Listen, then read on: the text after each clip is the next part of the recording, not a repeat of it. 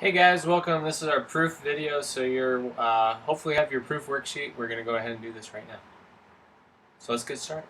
Okay, you'll notice I'll actually have the proof already written. I'm just going to go over it and explain it, so make sure you are following along. So here we go. Starting out with this proof, we have information that 1 is equal to 3, so we have 1 is equal to 3 right there. We want to prove somehow that EBA, so let's see if I can draw this in. Ooh, let me see. EBA, there we go, is congruent to DBC, and DBC is going to be this part right there. Okay, so are those two equal to each other? So let's go ahead and get started. First step, 1 is equal to 3. That is our given piece of information, so we start with that. Next, we want to go with angle addition postulate. Basically, 2 and 3 should add up to give me the angle EBA. So if we look at EBA, it's in pink. 2 and 3 are the two angles that make that up. So we get angle addition property. Next, notice EBA equals 2 and 3 because of angle addition property, and then it switches 3 with 1 out. That's because these two are congruent. Okay, so just a little FYI, make sure that this is, you're always seeing what's happening up here to come down here. So that's substitution property. Next, we say DBC is congruent to 2 and 1. So DBC is in the blue, and it has 2 and 1 there. You can kind of see 1 and 2. Again, angle addition postulate. But notice now, EBA and DBC both equal angle 2 and angle 1, which means they're going to be congruent to each other. All I have to do is sub them in for one another. Okay? All right, next one. Okay, let's adjust this so we can see it better. There we go. Okay. All right, so this is another one that we got here. We have AC equals AB plus AB. Prove that AB equals BC. Okay, so we start out with our given. Next, we say AB plus BC equals AC. So this is AB, this is BC, and then all equals AC. That makes sense because this is segment addition postulate. The next part's the tricky part. The next part we got to be able to deduce that we'll look at. Notice that this is equal to AC and this is also equal to AC. So wouldn't it be true that AB plus AB should equal AB plus BC? Yeah, and that's why we set them equal to each other. That's transitive property. AC equals AB plus AB. AC equals AB plus BC. Thus, AB plus BC equals AB plus AB. It's a mouthful. And then we're going to subtract AB from both sides. When we do that, this AB and this AB cancels out, and I'm left with AB equals BC by subtraction property of equality. Booyah! Next problem. All right. We have another midpoint, or another line here, I mean. M is the midpoint of AB, okay, which is pretty cool. We know that's given. We want to find that AB, the whole segment, is equal to AM times 2. So plug in our given. AM is congruent to MB.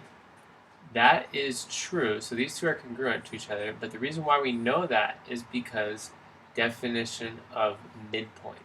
Midpoint means it cuts into 2. C, it says AM equals MB. That's going to be our definition of congruent segment. So I'm just going from congruency to equality. Okay? Next, we go ahead and we state AM plus MB equals AB. That's segment addition postulate. So AM plus MB equals AB. And then substitution. Notice this is the only step that we change that's different. MB is replaced with AM, and we know that's true because AM equals MB. So we substituted that in. Next, we go from AM plus AM becomes 2 times AM. And we're actually subbing that. So AM plus AM is getting subbed with 2 times AM. They should be congruent statements. And that's it. Last one. All right, here's our last one. Notice I didn't do all the ones on the front. Those are not going to be as similar to the ones that we're going to have on our actual test. And then the very, very last one, this number 5, you don't have to do. I accidentally gave you one that's beyond your current skill set. But we can do this one, so here we go. All right. It states that 1 and 2 are complementary and 3 and 2 are complementary. So 1 and 2 right here add to 90, and then also 3 and 2 add to 90. That's given information. Well, if they're complementary, and I went auto mode and for whatever reason went to 180, but if they're complementary, it means they add to 90. So the first thing here I should do is just say, hey, these guys are complementary. That means they must add to 90. This is by the definition of complementary angles. Okay. Now, if they're both equal to 90, that means they should equal each other. So 1 plus 2 should equal 3 plus 2 by substitution property. Then I could go ahead and subtract the 2 from both sides. I was actually trying to prove the wrong thing here, didn't I? So I think I might have made a mistake here on the one I was trying to prove. I'm trying to prove 1 equals 3. So sorry, this is supposed to be a 1, and this is supposed to be a 1. Sorry about that. Okay, so the 2 cancels out with the 2 by subtraction property. I'm left with angle 1 equals angle 3 by the subtraction property. And then I want it to be congruent, so we use congruency by the definition of congruent angles. Okay, so there it is. That's pretty much all the proofs on here except for that front sheet. Your homework tonight is also to do the proofs on that website, so make sure that you guys go ahead and do that. And I think we'll be good, yeah? Okay, so if you have any questions, please let me know, and we can talk about them tomorrow.